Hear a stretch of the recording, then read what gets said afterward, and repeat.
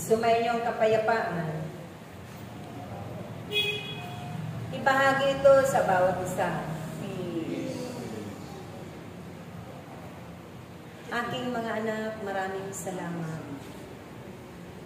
Lagi kayong pinapaalalhanan ng Diyos sa mga bagay na mahalaga. At ito'y nararapat ninyong pahalagahan, ingatan sa inyong mga buhay. Lagi ninyong tatandaan na may Diyos na nagmamahal sa bawat isa sa inyo. Nagpahalaga ng inyong mga buhay. Nagmahal ng tunay. Walang sintulad ng kanyang pag-ibig ang kaloob niya sa bawat isa sa inyo. Kung kaya't naway ito rin ang inyong tularan, pag sumikapan ninyong isa pamuhay ang lahat ng kanyang mga katuruan at mga aral na inyong napapakinggan sa tuwin. Hindi ninyo kakalimutan ang kanyang mga mahalagang utos para sa kapwa ninyo. Ito ang inyong gampanan. Gawin, sundin at tupdin, at isa pamuhay magpakailanman. Dahil dyan, lagi kayong pagpapalain ng Diyos.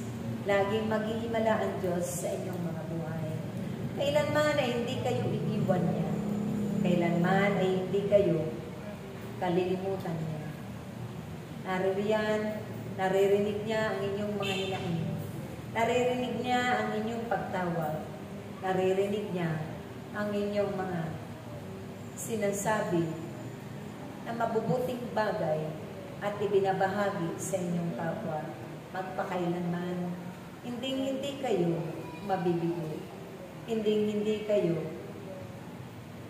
mapapahamak sa pamamagitan ng inyong pagsunod.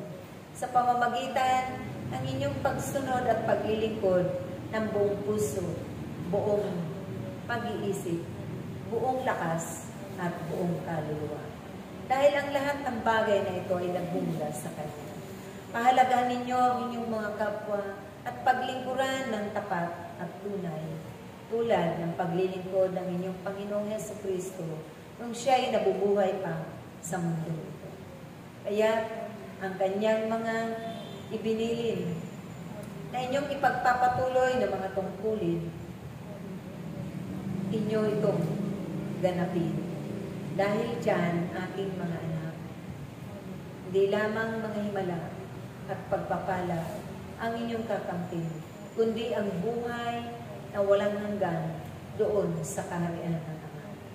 Kaya, lagi kayong magkaisa, magmahalan, magpahalagahan, magmalasakitan, mag-unawaan. Ito ang magbibigkis sa inyo, sa pamamagitan niya, kayong lahat ay magtatagumpay. Sumayin niyo muli at manatili ang pag-ibig ng Diyos magpakailanman. Amen. Praise God.